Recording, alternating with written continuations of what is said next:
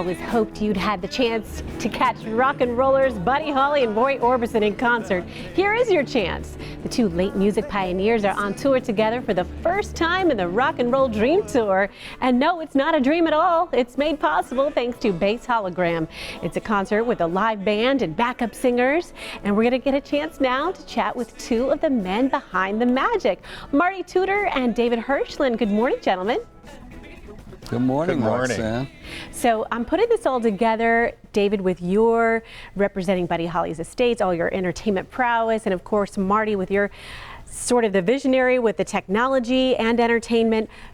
You guys put this together. It's amazing. How did it come about? Share your story with us.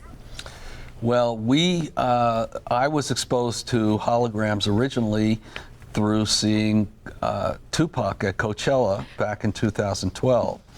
And I was very taken with that, and I thought, they only did 2 songs. I want a whole show. I want to see the whole thing. And started to investigate it, and we as a company have been putting on shows around the world for over 40 years. So for us, it became a really intriguing way to try and give people an experience that they've never had before. It's funny, it was my first introduction to musicians in the hologram world was Tupac as well, so I was going to ask you about that. But you mentioned that time. How is the technology evolving and changing and moving fast? Well, the technology back then, it seems like back then, it's not that long ago, but as technology moves so quickly these days, then you could not really take it on tour. The technology did not lend itself to a quick setup and so on, whereas now we really have cracked that code and we're able to really take it out on tour and do one-night shows just like the artists did originally. Obviously, this is something both of you love, so I would love to hear your opinion on Buddy Holly and Roy Orbison's contributions to rock and roll, what they really mean to this business. Well, I think Buddy is one of the architects of rock and roll. It's well established. Buddy, even at the young age of 22, when he unfortunately left us tragically, had already set the template for rock and roll to come. 4-piece band that the Beatles copied, 2 guitars, bass and drums. That was Buddy's innovation.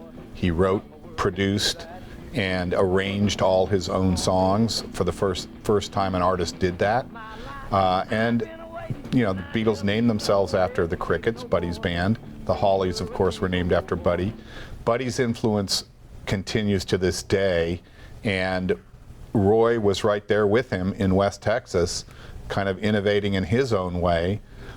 They both really created a body of work that not only stands the test of time, but also served as a model for many, many artists to come. Of course, you have the live band and the concert, or going on as part of the concert. What is really the key to success when you're doing these sort of hologram productions? What makes it so it is so magical for the audience? Well, from my point of view, I think the thing that makes it so magical for the audience is that it's truly authentic. You're going to see the artists as if they were there. We are completely recreating their performances like they did perform. And I think that if you are a fan of either one of these great artists, you'll get to experience it the way that they really wanted you to experience it. Because if you remember back in the 50s, there was not really very much television and so on. It was about the live experience and the concert experience, and what they gave you during those concerts. And here people will get to see it and feel it for themselves. But with high technology sound that didn't exist in those days either. So that's really the magic to me. And having that live concert experience with these 2 performers. And these are not imitators. It's not like you're seeing an Elvis Presley imitator. Sure. These are refined artistic representations of the artist as they were. Well, the Rock and Roll Dream Tour starts off on the West Coast. We're so happy that you're going to make your way here in November. So thank you very much, gentlemen. We appreciate your time today. And there are the dates. You've got Ruth Eckerd Hall, November 3rd, and at the Van Wezel Performing Arts Center, November 4th. We are looking forward to it, the Rock and Roll Dream Tour.